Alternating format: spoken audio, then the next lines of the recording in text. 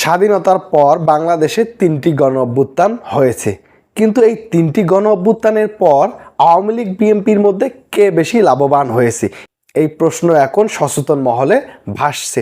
1975, 1990 এবং সর্বশেষ 2024 সালে গণ অভ্যুত্থান হয়।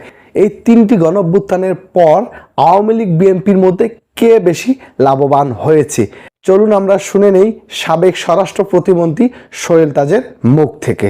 স্বাধীনতার পর 3টা গণঅভ্যুত্থান আমরা দেখলাম। এই 3টি গণঅভ্যুত্থানের পরেই বিএনপি লাভবান হয়েছে।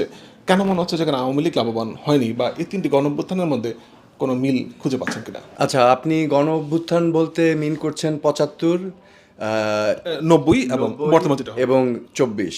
সত্যি কথা বলতে যে 72-এর পর আওয়ামী লীগের অস্তিত্ব কিন্তু আস্তে আস্তে চলে গিয়েছিল, এবং 74 সালের পর 75 সালে তো বাকশালী গঠন হলো, আওয়ামী লীগ বলে কোনো সংগঠন ছিল না।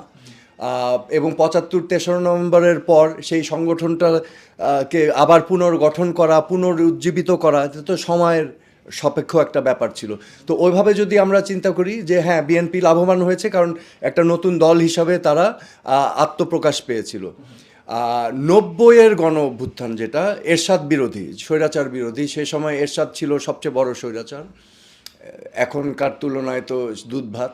আমরা জানি যে 86 সালে একটা নির্বাচন হয়েছিল, এবং আমি বিশ্বাস করি যে সেখানেও আওয়ামী লীগ একটা ভুল করেছিল, যে নির্বাচনে বিরোধী দলরা সবাই ঐক্যমত ছিল যে তারা নির্বাচনে যাবে না, কিন্তু শেষ মুহূর্তে কিন্তু আওয়ামী লীগ নির্বাচনে গিয়েছিল, যার ফলে জনমনে একটা প্রতিক্রিয়া হয়েছিল।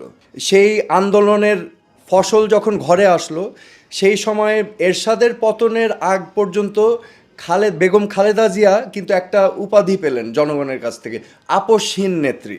এই যে আপসহীন নেত্রী এবং যে আওয়ামী লীগের একটা ভূমিকা 86, 90, 91-এর নির্বাচনে কিন্তু সেটা ফুটে উঠলো।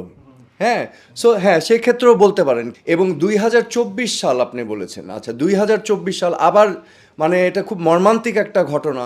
আওয়ামী লীগ নামে যেই সংগঠনটা ছিল, আমি 2024 সালে সেই আওয়ামী লীগ সংগঠনকে আমি খুঁজে পাইনি। কেন খুঁজে পাইনি? কারণ আওয়ামী লীগ ছিল একটা গণতান্ত্রিক দল, এবং আওয়ামী লীগের ভিতরে গণতন্ত্র চর্চা ছিল 72 পূর্ববর্তী, যেটা আবার 75-এ ধ্বংস হয়ে গিয়েছিল। আওয়ামী লীগের 80-র দশকে চর্চা ছিল গণতান্ত্রিক চর্চা। তো আমার যেটা লক্ষণীয় ছিল যে 80-90-এর দশকের পর থেকে আস্তে আস্তে আওয়ামী লীগের ভিতরে কিন্তু একক একটা সিদ্ধান্তর কেন্দ্র হওয়া শুরু করলো, এবং এটা সম্পূর্ণভাবে, যেমন 80-90-এর দশকেও আওয়ামী লীগে কিন্তু কিছু সিনিয়র নেতৃবৃন্দ ছিল। তোফায়েল সাহেব ছিলেন, রাজ্জাক সাহেব ছিলেন, আমু সাহেব ছিলেন, সুরঞ্জিত সেনগুপ্ত, আমার মা সৈয়দা জোহরা তাজউদ্দিন, তারা একটা ভয়েস ছিল। সো যে কোনো ডিসিশন মেকিংয়ে এই ভয়েসগুলোকে কিন্তু মানে অ্যাকনলেজ করতে হতো, ঠিক আছে? সো তখন সিদ্ধান্তগুলো ব্যালেন্সড আসতো।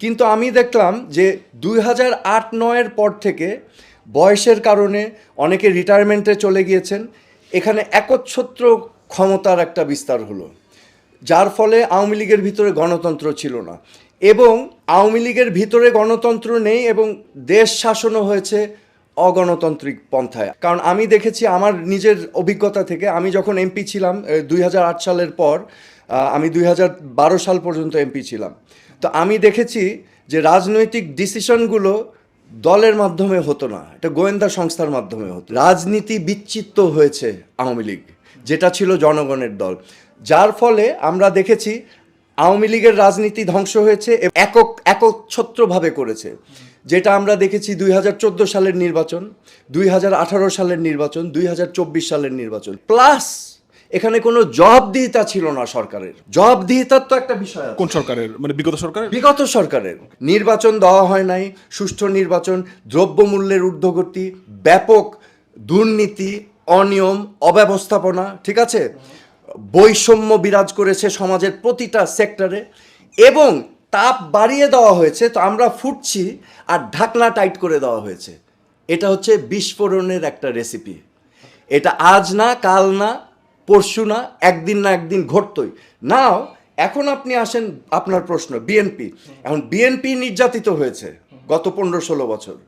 তো এখন যখন এই ছাত্র আন্দোলন হলো, কোটা সংস্কার এবং বৈষম্য বিরোধী আন্দোলন, যেটা রূপ নিল এক দফা, যে এই যে জঘন্যতম হত্যাযজ্ঞ চলল, এই যে শত শত এখন হাজারের ঊর্ধ্বে নিরীহ নিরপরাধ মানুষকে হত্যা করা হলো ন্যাক্কারজনকভাবে পুলিশ বাহিনীকে ব্যবহার করে, ঠিক আছে, এবং বিভিন্ন রাজনৈতিক সংগঠনকে ব্যবহার করে, এটা ওপেনলি আমরা দেখেছি।